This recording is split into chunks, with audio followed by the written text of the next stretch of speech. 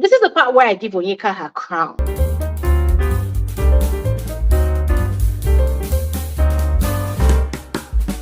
My name is Elijah. This is frankly speaking with Elijah, and I am the girl with the tea. I noticed that with every season of Big Brother, a lot of people confuse gamers with entertainers. Yeah, I was one of those people. I used to confuse people that used to shout a lot, that used to fight a lot, that used to cause a lot of drama in the house as, gamers. I used to mix it up. But the truth is, they're actually different. Sometimes they are intertwined. And I'll explain. All right. Now, with every season of Big Brother, there are different personalities that are selected to participate on the show for the season. There are those individuals that are quite loud, quite vocal, very assertive, very energetic, right? And then some people give themselves the name of the king or the queen of highlights. Now, quickly moving on to the queens of highlights. This is the part where I give Onyeka her crown. I give Onyeka her flowers. As the queen of highlight of the season, a lot of people are going to disagree with me. Well, it's fine. This is based on my observations of the season. I give it to Onyeka. Onyeka was a queen of highlights. Will I call Onyeka the best gamer of the season? No. To be the best gamer, you need strategy and you need audacity to pull through your strategy. You also need to be able to stick to the theme of the season. And that's the reason Kelly Ray emerged not just the winner, but the best gamer of the season. Onyeka, in my personal opinion, was only able to bag the title of Queen of Highlights of the season. This one I can easily give to her because it was very easy. She made it easy to be the Queen of Highlights of the season. I have talked about this time and time again of how from the very first day of the season, that's right from the stage to when they went into the house, Onyeka already started operating. From the stage where she revealed her strategy to us, to inside the house later that night, when she started trying to play Cupid, trying to merge people together to form a ship, where the housemates were doing their first introduction, and she heard TJ introduce the Mbadiwe twins by himself. That, oh, these ones, they are the Mbadiwe twins. They have a whole street in Lagos, VI, da da da da. You saw Onyeka's reaction, the way she almost jumped from her seat. She was like, and then she turned and looked at her sister and said, they are the ones. We knew from that instant that, oh yes, this girl has another mission in that house. But that's her own personal mission. I'm not going to dwell on it. We saw how Onyeka was able to plant herself in almost every conversation in that house. Almost every conversation in that house. And let's be very clear that when we're talking about the queens of highlights or whoever carries the highlight of the season, it is not necessarily the person that shouts the most. It is not necessarily the person that makes noise the most. Please, let's get it right. It is not necessarily the person that is, unnecessarily chaotic.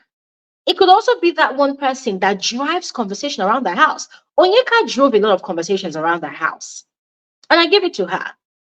She was quite in tune with the energy in the house, and she was able to do it.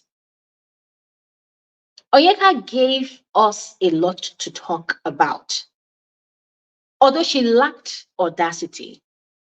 Yep, she lacked audacity. She had a strategy, which is one thing that makes me really mad at this girl after the show, because it makes me wonder, why would you come into the house with a strategy? You announced your strategy, and now you are going around for your media rounds and you are lying like a coward, telling people, I was just being my true authentic self. So annoying. But here's the fact. Onyeka had a strategy.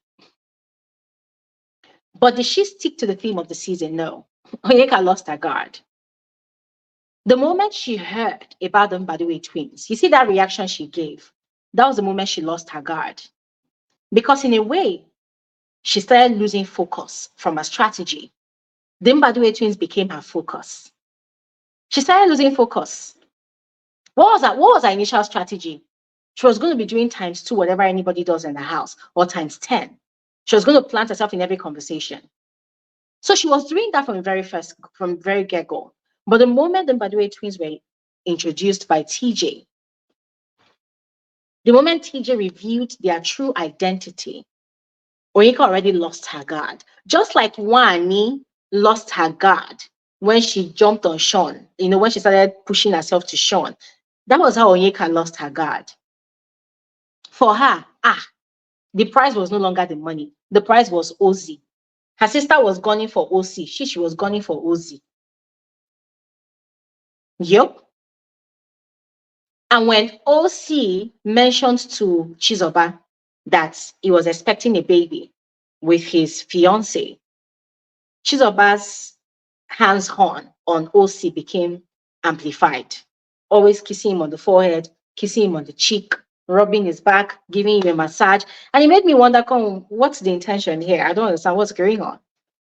So Onyeka lost her guard. She gave us highlights. She gave us content.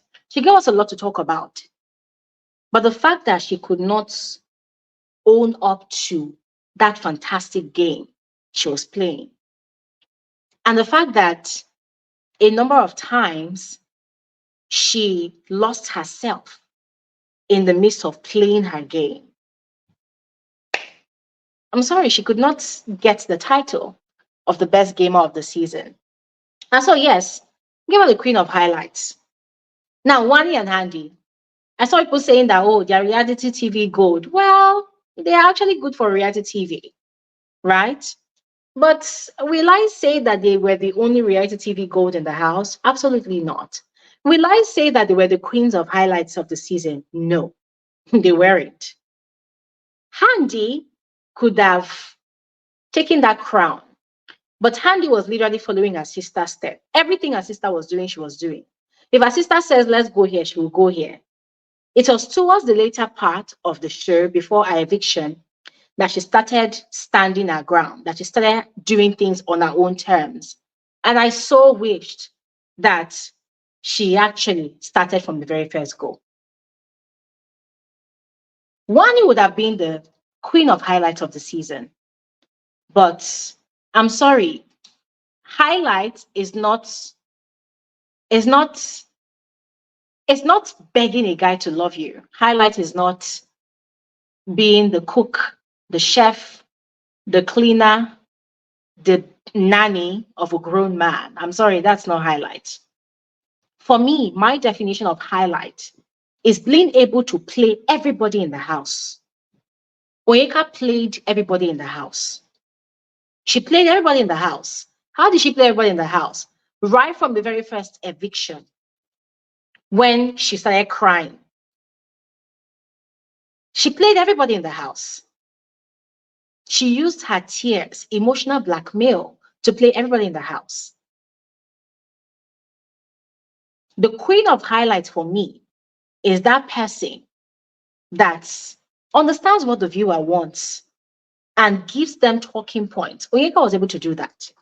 Now, Wanni and Ndi, they did it to some extent, that their popopo thingy. And one thing I'm going to give to them is, Ruthee's eviction. That was something that has never been done in any Big Brother Naija show. I don't think it has ever been done. I've never seen it happen before, but they did it. During the eviction shows, everybody is always pretending like they are sad to see you leave.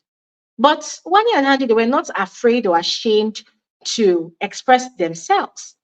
They were relieved. They were happy. They were excited to see Ruthee evicted. And they did not fake it.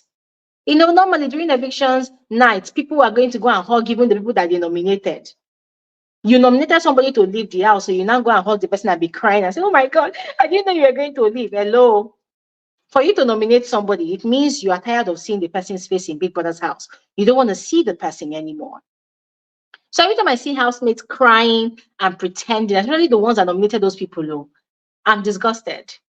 So the fact that the twin sisters, they did not fake it when Ruthee was leaving, their sworn enemy in the house, For me, that was a major highlight for the season. And I give that to them. But it doesn't make them the queens of highlights of the season. Another person that was actually the queen of highlights of the season was Ruthee. Ruthee did something that a lot of housemates in Big Brother Naija is always afraid of doing.